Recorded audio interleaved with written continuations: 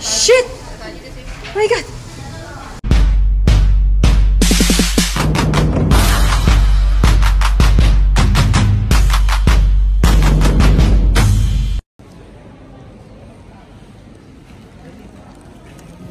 Konnichiwa minasang. Hello guys. So, balik tayo dito. May gusto kasi akong balikan at gusto kong itry. So, dito pa rin tayo sa Niigata, Japan.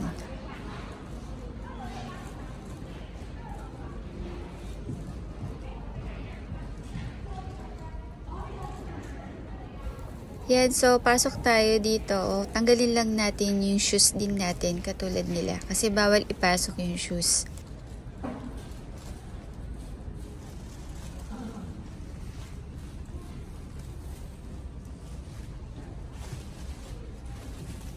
So, ayan. At ito yung gusto kong itry. Actually, natry ko na to ng ilang beses sa Pilipinas. Pero, hindi ko pa natry dito sa Japan. Mula nung napunta ako dito sa Japan. So, gusto ko siyang itry. So, yan yung price niya. For 15 minutes, 300 yen. So, bago tayo mag-try, ipapakita ko sa inyo kung saan iniiwan yung shoes. Yan. So, iiwan lang dyan natin yung shoes at wala namang ibang kukuha niyan.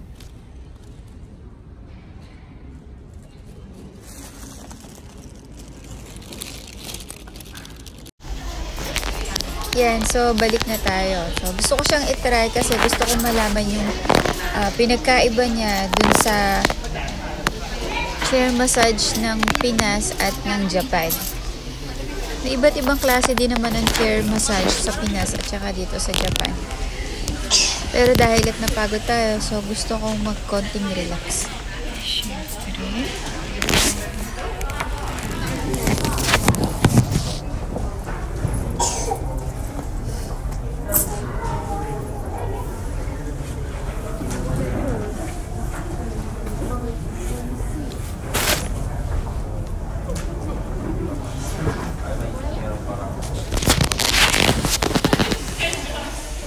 Yan no, makikita niyo yung itsura ko. Mukha talaga akong haggard na at mukhang napagod.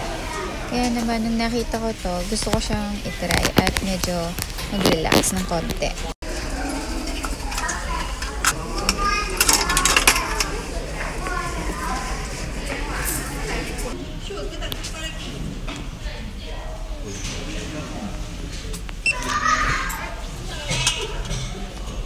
I see.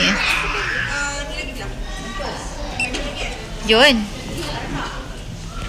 Okay.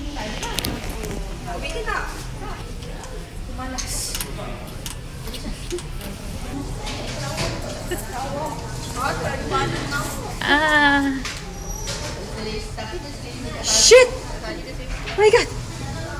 Sa Pinas kasi, pag naghulog ka lang ng pera, ay kusa na siyang gagana o aandar.